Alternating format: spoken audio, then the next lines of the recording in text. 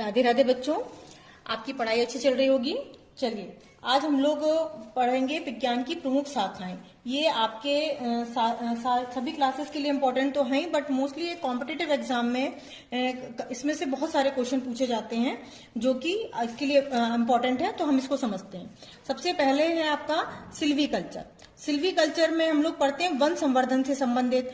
ऑलेरी culture में सब्जियों की कृषि से संबंधित पढ़ते हैं। विटीकल्चर अंगूर उत्पादन से संबंधित है। फ्लोरिकल्चर फूलों की खेती से संबंधित है। पालुडोलॉजी भू वनस्पति विज्ञान की एक शाखा है जिसके अंतर्गत दलहन भूमियों का अध्ययन किया जाता है। इक्थियोलॉजी जंतु विज्ञान की शाखा है जिसके अंतर्गत मछलियों का अध्ययन किया जाता है। ऑर्निथोलॉजी जंतु विज्ञान की शाखा के अंतर्गत पक्षियों का अध्ययन किया जाता है। और विज्ञान की और भी प्रमुख शाखा हैं जिनके बारे में भी हम समझते हैं। जैसे कि आप पूछ लिया जा सकता है कि शरीर की आंतरिक संरचना से संबंधित विज्ञान कौन सा होता है, तो आपको मालूम होना चाहिए, उसको हम बोलते हैं एनाटॉमी।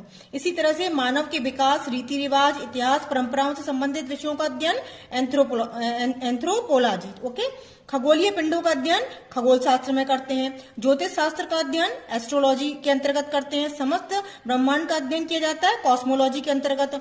कीट पतंगों का अध्ययन किया जाता है एंटोमोलॉजी के अंतर्गत। भूगर्भ संबंधित अध्ययन किया जाता है जियोलॉजी के अंतर्गत।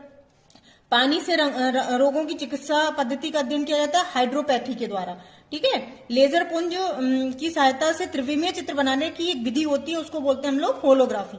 मानव शरीर की नाड़ियों एवं तंत्रिकाओं का अध्ययन किया जाता है न्यूरोलॉजी। हड्डियों का अध्ययन ऑस्टियोलॉजी। कवकों का अध्ययन माइकोलॉजी। मधुमक्खी पालन एपीकल्चर। ओके। तो इस तरह से ये पूछा जाएगा आपका।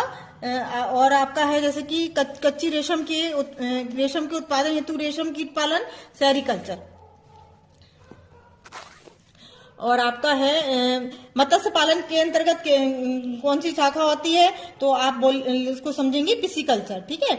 और पक्षियों का अध्ययन ऑर्निथोलॉजी। मछलियों का अध्ययन इक्थियोलॉजी। वृक्षों व झाड़ियों का अध्ययन डेंटोलॉजी। छिपकलियों का अध्ययन हर्पेटोलॉजी।